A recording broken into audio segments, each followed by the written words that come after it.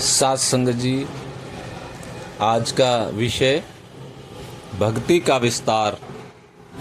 सात संगत, हम जीवन जीते हुए साधारण भौतिक जीवन में हर चीज़ का विस्तार के लिए प्रयास कर रहे हैं, चाहे वो धन रूप में भी बात की जाए या फिर और कोई प्रॉपर्टी या कोई शिक्षा या और भी जितने तरह के रिस्पॉन्सिबिलिटी जिम्मेदारियां हमारी हैं। सात संगत, हम निरंतर प्रयास करते हैं कि उसको कैसे बढ़ाया जाए, लेकिन सात संगत भक्ति का वही दायरा रख लिया हमने कि केवल उतना ही संगत चले गए आ गए, और भी जितना जितना वो सेवा भी होती है या सत्संग सिमरन भी होता है, तो उतना उसका बरसों बरस से कोई ज़्यादा उस तरफ कदम नहीं बढ़ाए।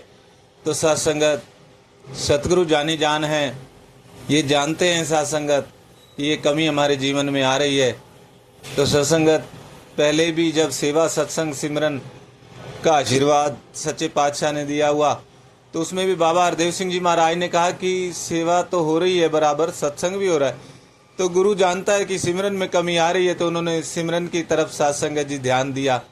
तो अभी सत्संगत हम हर पहलू में, हर चीज़ में जीवन में विस्तार कर रहे हैं, तो भक्ति का भी विस्तार कैसे किया जाए, इसके ऊपर भी सत्संगत सोचना बनता है कि कैसे इस तरफ भी और ज़्यादा कदम बढ़ाए जाएं।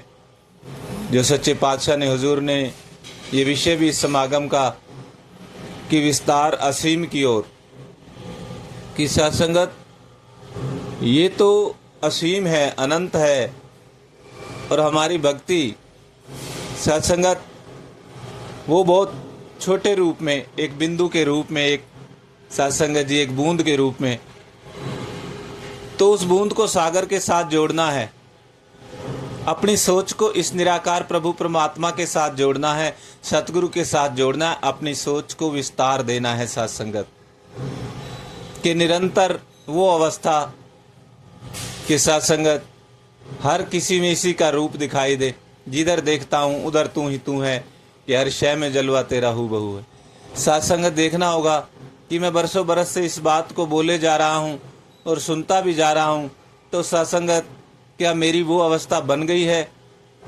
सत्संगत हम अपने आप को खुद ही देख सकते हैं अंदर से कि मैं कितना इस लेवल पे हूँ। क्या मुझे सबके अंदर इसका रूप दिखाई देता है सत्संगत?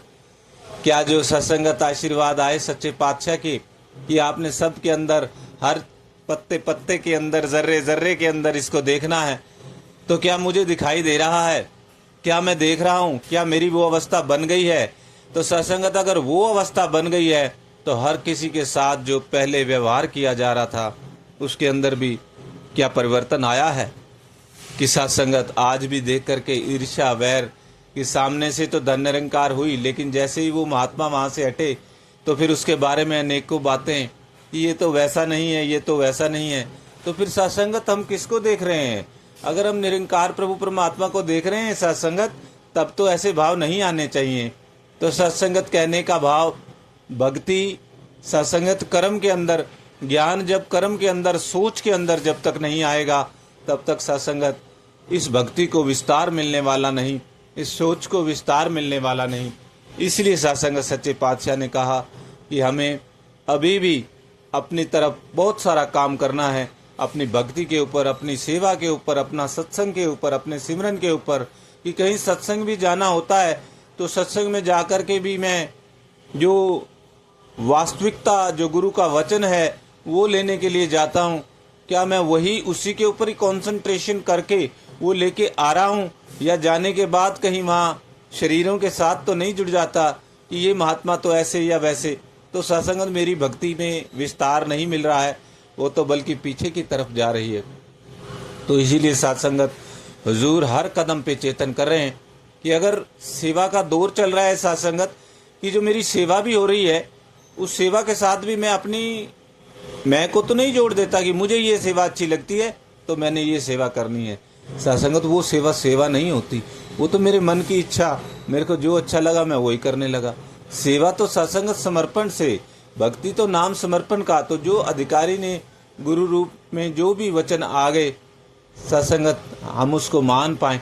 छोटी छोटी सी बारीक बातें हैं, लेकिन सत्संगत यही कमियां जो है हमें भक्ति के विस्तार में सत्संगत बाधा बन रही हैं। तो आओ, ब्रह्मज्ञानी संत के लिए सदगुरु माता सुदीक्षा सुविंदर हरदेव जी महाराज ने ये आशीर्वाद दिया कि आपने चेतन रहना है, अपनी भक्ति के ऊपर, अपने ब्रह्म ज्ञान के ऊपर चेतन रह करके सत्संगत उसको वो रूप देना है कि हम संसार के लिए एक प्रेरणा बन पाएं, एक प्रचार बन पाएं। बड़े प्यार से कहिए, धन निरंकार जी।